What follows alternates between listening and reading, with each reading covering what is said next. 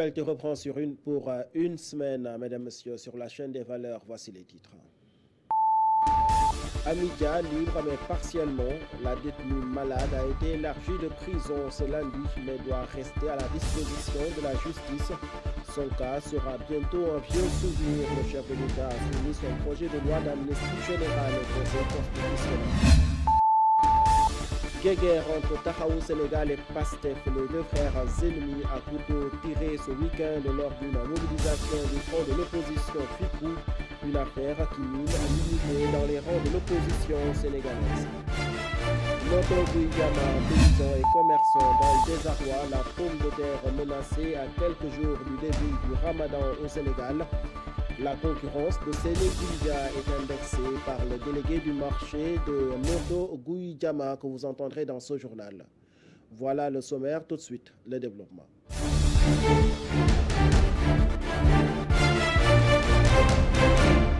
Messieurs, bonsoir et bienvenue. Amidia libre désormais mais provisoirement est placée sous contrôle judiciaire. La responsable de Pastef Assam, notaire, a été élargie de prison ce lundi. Elle était annoncée malade en prison avant d'être transférée dans un hôpital de la place. Amidia a été arrêtée en juillet 2022 dans l'affaire dite des forces spéciales. Il s'agit de ces militants de Pastef poursuivis pour terrorisme ou d'actes de complicité à une entreprise terroriste au Sénégal. Le président de la République a signé ce lundi le décret 2024-683 ordonnant la présentation à l'Assemblée nationale du projet de loi portant amnistie générale. Dans ce projet de loi seront amnistiés de plein droit tous les faits susceptibles de revêtir la qualification d'infraction criminelle ou correctionnelle commis entre le 1er février 2021 et le 25 février 2024, tant au Sénégal qu'à l'étranger, sous rapportant à des manifestations ayant des motivations politiques, y compris celles faites par tout support de communication, que leurs auteurs aient été arrêtés ou non. Pour rappel, ce projet de loi, comme l'avait indiqué le président de la République, est motivé par une volonté d'apaisement du climat politique et social et de renforcement de la cohésion nationale. Amnistie générale contre les infractions criminelles qui ont été commises au Sénégal entre 2021 et 2024. Le secrétaire général de la jeunesse de Tahaou Sénégal est foncièrement contre la loi d'amnistie générale telle que proposée par le président de la République. En conférence de presse ce dimanche, Bassirou Samba a exigé la lumière sur les meurtres de manifestants de 2021 à 2024 avant de parler de pardon et de réconciliation nationale. Un avis partagé par son collègue de Tahaou Sénégal, Al-Ousseynoussi, que je vous propose d'écouter.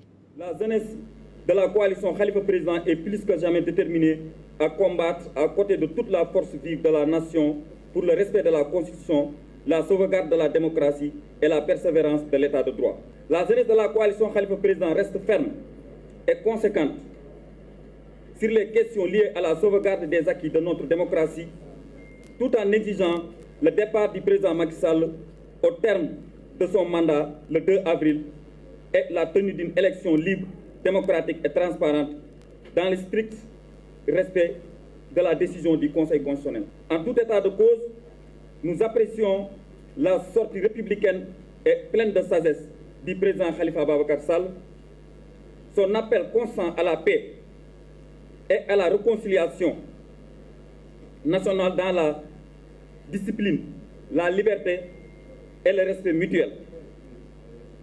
La jeunesse de la coalition Khalifa Président dit oui à l'apaisement politique, mais exige la vérité sur l'assassinat des dizaines de nos jeunes concitoyens qui sont morts dans le combat pour le respect de la démocratie et de l'état de droit.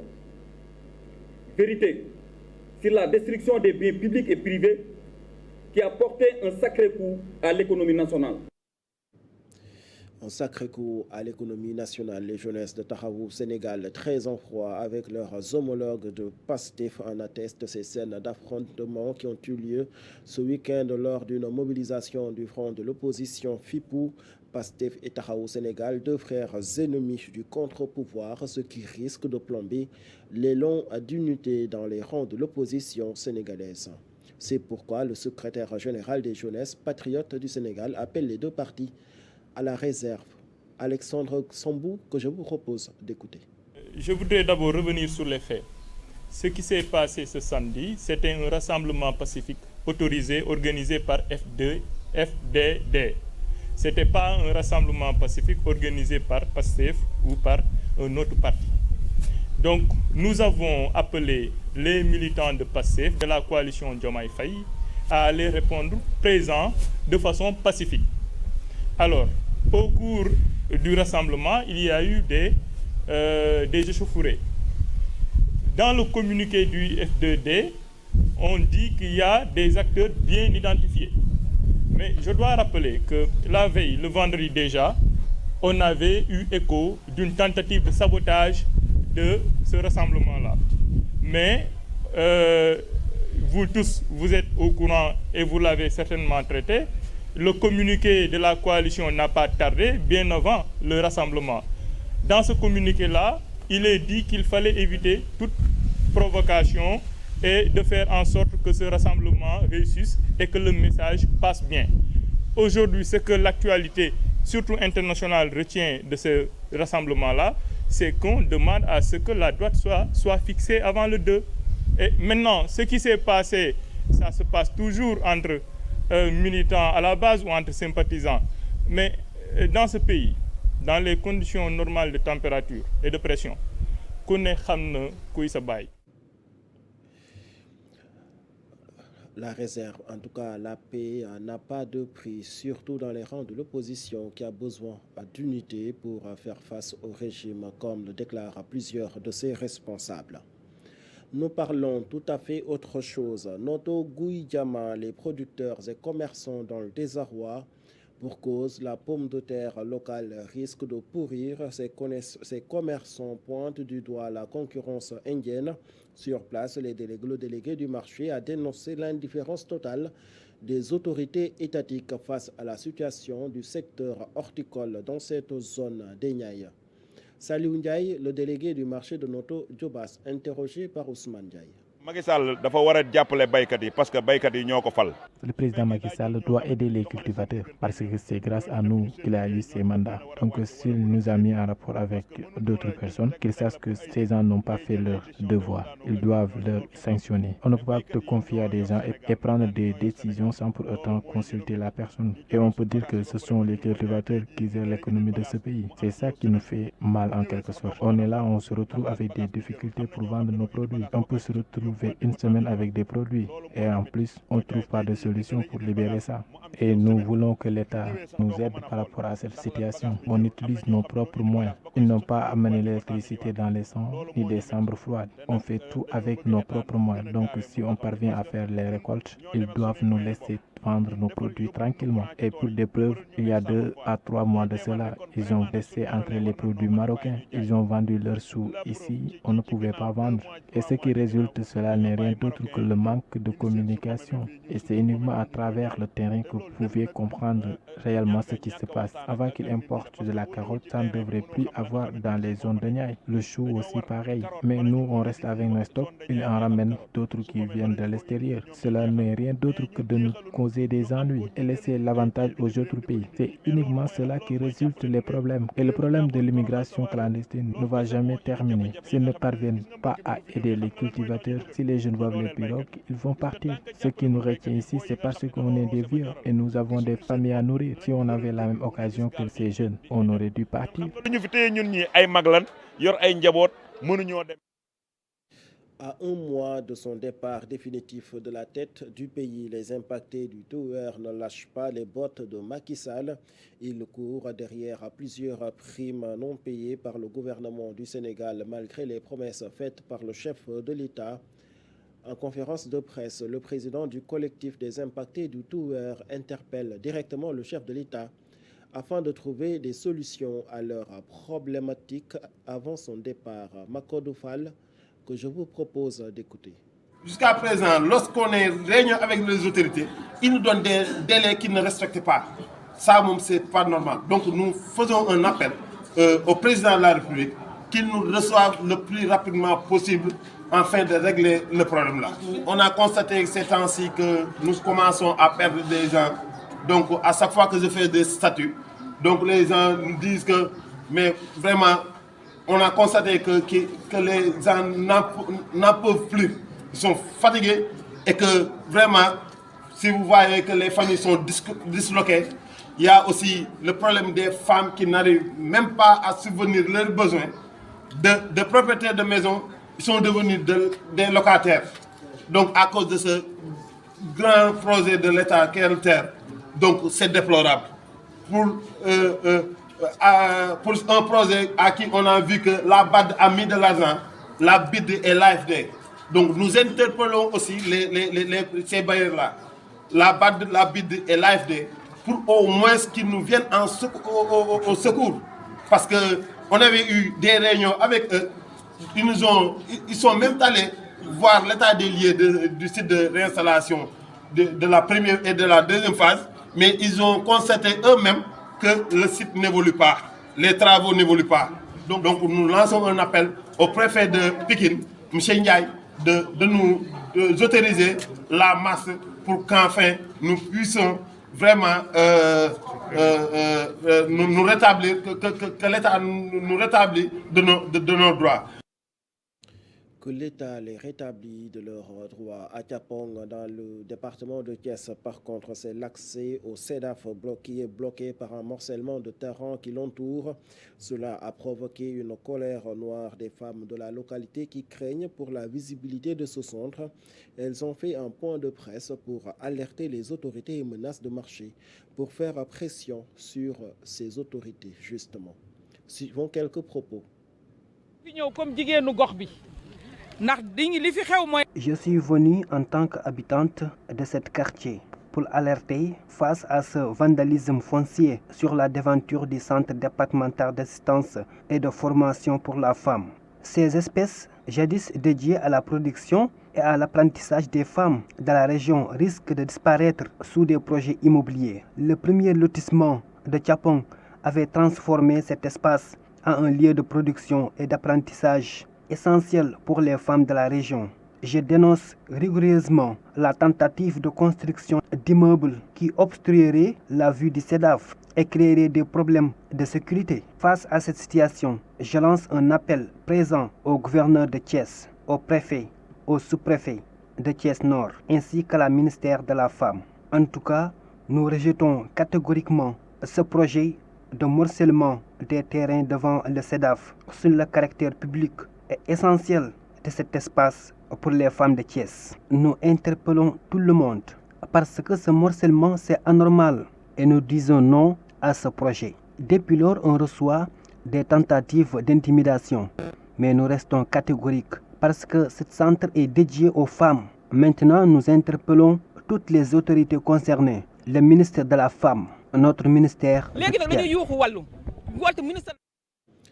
Meurtre de Prosper, Célestin Senghor et Alpha Tunkara, les allégations du palais faisant état d'un compromis entre Macky Sall et les étudiants saint-louisiens sont fausses. C'est ce qu'a déclaré la coordination des étudiants saint-louisiens qui ont tenu à rejeter tout consensus sur les deux dossiers. Très en colère, ces étudiants ont d'ailleurs annoncé une plainte auprès de la Cour pénale internationale contre l'État du Sénégal pour éclaircir les circonstances de la mort de ces deux étudiants à Saint-Louis lors des manifestations récentes du mois de février. Adama Kane est le président de séance du collectif des étudiants saint-louisiens. Suivons ses propos. Il y avait des questions sécuritaires qui se posaient en ce moment-là et que les autorités internes comme externes étaient dans l'inefficacité de pouvoir résoudre ces problèmes-là. De ce fait, on a jugé nécessaire en toute responsabilité de suspendre notre mot d'ordre et de voir dans quelle mesure nous pouvons quand même aller rencontrer le président de la République pour poser des questions purement sécuritaires, éventuellement l'accompagnement des familles. Allant dans ce sens, nous avons eu quand même l'opportunité à se rendre au niveau du palais de la République et à poser des questions purement sécuritaires. Allant dans ce sens, on a jugé nécessaire que le président puisse interdire la gendarmerie à faire des interventions durant les manifestations d'étudiants. Mais force est de constater, avant même de sortir donc l'enceinte du palais, on a vu que les photos des camarades, éventuellement de la rencontre, en train d'être divulguées. Et puis encore, on a dit qu'il y a eu de consensus. Mais figurez-vous bien, ce dossier est un dossier juridique. Et en matière de juridique, il ne peut pas avoir de consensus en tant que tel. Et que jamais, au plus grand, jamais le président n'a eu à prononcer par rapport à notre mode d'ordre, lui en question, ayant eu à syndiquer. Je ne pense pas qu'il puisse donc être dans des dispositions. Et d'ailleurs même, il ne l'a pas fait. Donc c'est déplorable de voir que la communication de la présidence accentuée sur le fait qu'on a eu un consensus. Et en dépit de ça, nous avons saisi Amnesty International. Nous avons également saisi donc la CPI pour quand même effectivement que justice puisse être rendue, que ce soit à l'échelle nationale, que ce soit à l'échelle internationale. En Casamance, la santé n'est pas un luxe, mais une priorité absolue. C'est fort de ce principe qu'une ambulance médicalisée a été offerte aux populations de la localité de Kadjité. La mécène Aminata Angélique Manga invite les populations à en faire bon usage. Nous l'écoutons. La santé n'est pas une option, mais c'est un droit fondamental. Et c'est là où intervient justement les notions de citoyenneté, de patriotisme, d'entraide, de solidarité. Chère population de Kadjit, je vous demanderai de faire bon usage de cette ambulance. Il a raison, le médecin-chef. J'aurais pu aller à Enampor, mais je leur ai déjà donné à Enampor, il y a 4 ans, une ambulance. J'aurais pu en priorité aller sur Ziguinchor, où se trouve naturellement ma base politique. Mais il y a un temps pour faire de la politique. Il y a un temps pour faire, grâce à Dieu, faire un don de soi. Et quand on donne avec le cœur, on ne compte pas, on ne calcule pas. Et c'est la raison pour laquelle j'ai appelé le médecin-chef, les autorités compétentes, qui en 72 heures ont pu mobiliser tout le monde pour la réception de cette ambulance.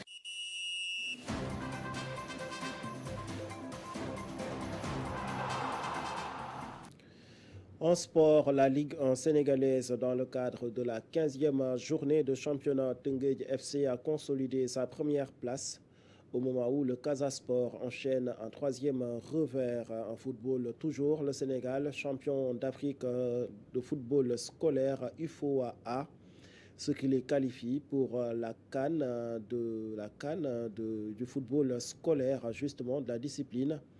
Faisons le point de l'actualité sportive avec Alioune Seck.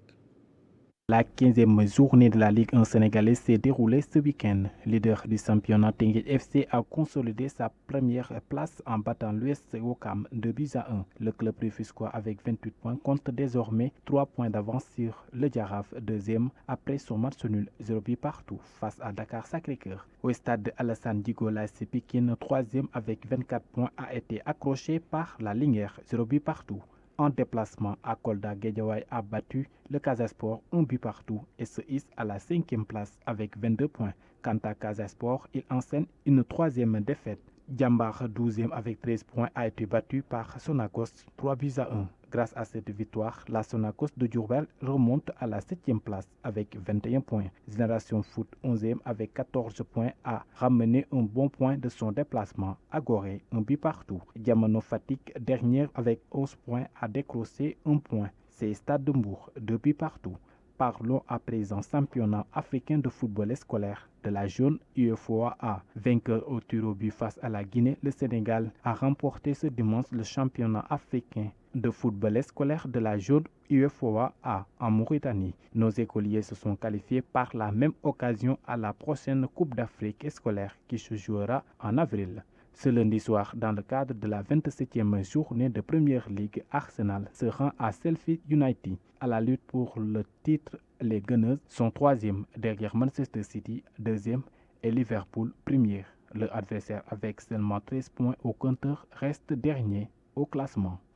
Pour clôturer la 27e journée de la Liga, Osasuna accueille Deportivo Alavés. Au classement, Osasuna occupe la 11e place, Deportivo, quant à lui, se classe 13e. Les deux équipes chercheront à se détacher du milieu de tableau et se rapprocher des places européennes. Et c'est tout pour la page sportive. Younsek pour la page sportive. C'est tout aussi pour ce rendez-vous d'information. Merci de l'avoir suivi et à demain, toujours sur la chaîne des valeurs.